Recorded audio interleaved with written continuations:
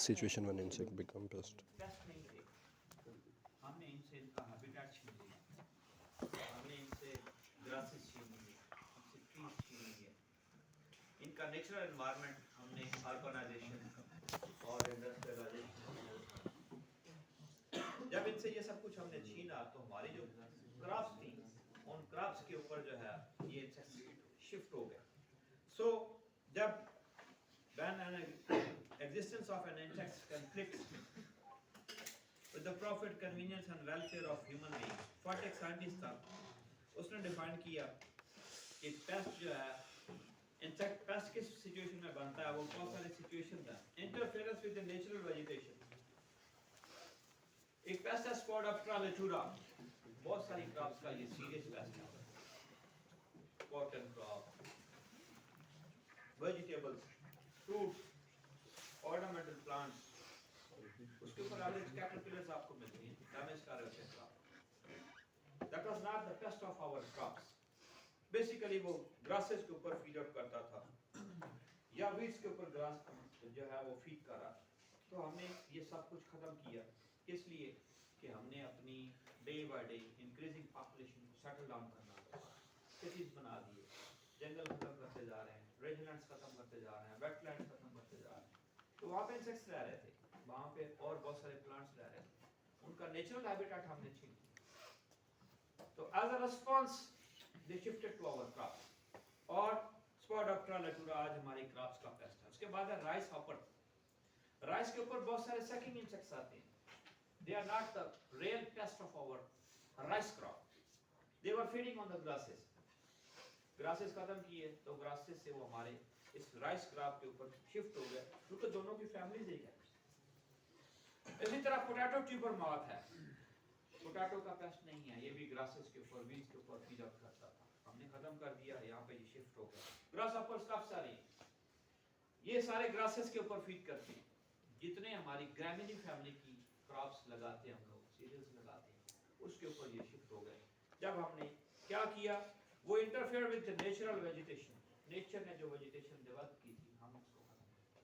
तो उसके ऊपर रहने वाले जितने इंसेक्ट पेस्ट थे वो क्रॉप्स के पेस्ट बन गए. Reduction of certain insectivorous animals, बहुत सारे एनिमल्स ऐसे हैं जो इंसेक्ट्स के ऊपर फीड आउट करते हैं.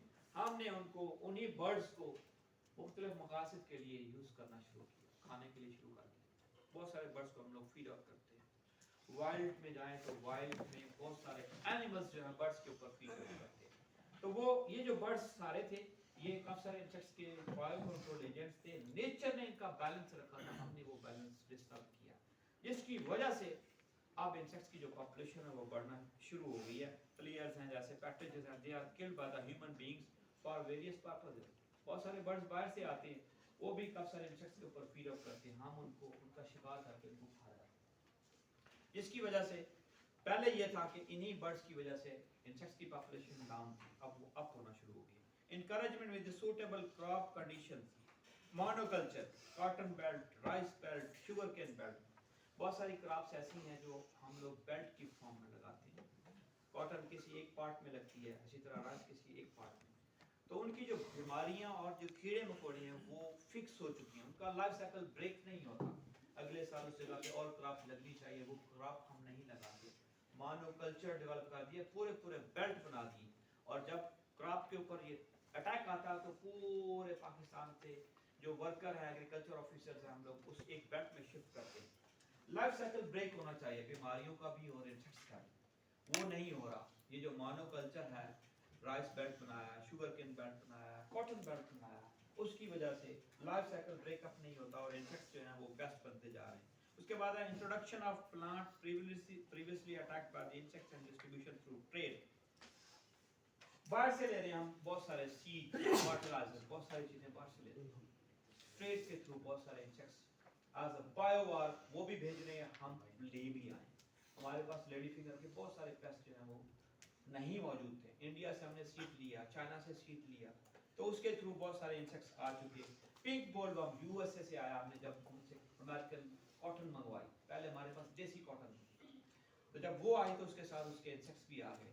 और हो सकता है कि ये वाला गिफ्ट उन्होंने हमें खुद भी दिया और हमने बड़े प्यार से ले लिया. आजकल ट्रीज का सारे ऐसे हैं, पहले उन्होंने हमें गिफ्ट दिया उसको हमने प्रमोट किया है। और आजकल एक और ट्री दिया उनका गिफ्ट के तौर पे हमने दिया हुआ, और उससे अस्थमा और ये बड़ी सारी डिजीजेस स्प्रेड भी हो रही है। तो इसी तरह शुगर केन पालिला है, ये हवाई से सीड आया था शुगर केन के, तो वहाँ से ये स्प्रेड हुआ। ये हमारे रीजन का पेस्ट नहीं था। उसके बाद साइंटिफिक जील, काफी सारे साइंसदान बड़े चवल माइसिन्स होते हैं, वो कहते हैं कि हम कोई ना बड़ा काम करने जा रहे हैं। ये पाकिस्तान से जो साइंटिस्ट जाते हैं बाहर से प्लांट मटेरियल कोई ना कोई चीज़ इधर मोज़ों में, जूतों में, टिश्यू पेपर के अंदर छुपा के ले आते हैं। ये आपके यूनिवर्सिटी के अंदर काफ़ी सारे प्लांट्स ऐसे हैं जो बाहर से आप नहीं ला सकते, पाबंदी है उनके ऊपर, आप कैरी नहीं कर सकते। तो साइंसदान चवल मारने के लिए काफ़ी सारी चीज़ें सामने ऐसे ले आते हैं। तो एक साइंटिस्ट था अमेरिका में, वो लेके गया जिप्सी मॉथ के एग्स ना, और उसका माइंड ये था कि मैं ना सिल्क वर्म के साथ क्रॉसिंग करा के तो सिल्क वर्म की कोई नई स्पीशीज बना लूँ। अपनी लैब में जाकर उसने जिप्सी मॉथ के ना एग्स रख दी खिड़की के पास, लैब की खिड़की के पास। हवा चल रही थी तो वो एग्स बाहर स्प्रेड हुए और साथ ही ना एप्पल के प्लांट लगे। और जिप्सी मॉथ के जो एग्स थे वो उनसे हैचिंग हुई, और जो वहाँ पे क्रॉप्स लगी थी करीब करीब की, सबके ऊपर उसका अटैक आया और वो स्प्रेड हो गया पूरे अमेरिका में। From that time up till now, gypsy moth is a serious pest of various crops there. और वो ये चवल किसने मारी? एक साइंसदान। इसको बोलते हैं साइंटिफिक जील, कि साइंस करने के चक्कर में आप कोई चीज लाए और वो रूल्स रेगुलेशंस के अगेंस्ट लाए, तो उसमें भी बहुत सारी चीजें जो है वो स्प्रेड होती हैं। हमारे पास बहुत सारे इन्वेसिव पेस्ट हैं, डिजीजेस हैं, जो बाहर से यही साइंसदान लाए। आपने देखा होगा यहाँ पे एक ट्री लगा, फ्लेम ट्री, नहीं ला सकते, ऑस्ट्रेलिया से हमारे प्रोफेसर साहब लाए थे। इसी तरह काफी सारे ग्रासेस हैं, कौन फॉर्म पे जाए तो वहाँ पे काफी सारे ग्रासेस लगे। यहाँ पे यूकलिप्टस लगा हुआ है, तो कभी देखिएगा ये जो मेन कैफे है उसके साथ कोने में एक यूकलिप्टस का ट्री लगा है, उसके यूकलिप्टस के लीव्स के ऊपर जो है वो गाज बने, गांठें बनी हुई हैं। कहीं भी पूरे पाकिस्तान में वो गांठें आपको नजर नहीं आएंगी। क्यों? कि यहाँ पे जो लगा हुआ दरख्त है वो बाहर से लाया गया, एक साइंसदान चुरा के लाया यूकलिप्टस की ये स्पीशीज, और उसने ये इधर आके बरानी यूनिवर्सिटी में कहा मैं बड़ा साइंसदान हूँ, बड़ी चीज लाए। वो बड़ी चीज तो ले आए, उसके साथ इन्वेसिव पेस्ट ले आए हैं। अब जब ये स्प्रेड होगा तो यूकलिप्टस की छुट्टी हो जाएगी, वो सारी गांठें बनेगी, खत्म हो जाएगी। इसी तरह और भी बहुत सारी क्लास जो है ये चुरा के ले आते हैं, इनको कैरी करना, जिनके सीड या सैपलिंग या सीडलिंग्स लाना और उनको कैरी करके जो है ट्रांसमिट करना गलत है। तो इस तरह सर ये फ़ायदेमंद भी है ना, फ़ायदेमंद भी है एक तरीके से। कैसे? सर जैसे रबर के 1708 में रबर के प्लांट आए थे ब्राज़ील से। वो जब चीजें लाई जाती है ना बेटे, वो चुरा के नहीं लाते, वो लोग लाते हैं सर चुरा के लाया था, वो चुरा के लाया था, बुरा नाम नहीं अभी मेरे माइंड में उसका। वो जब लाई जाती हैं तो सम टाइम उनके साथ काफी सारी चीजें ऐसी आती हैं जो नुकसान देती हैं। तो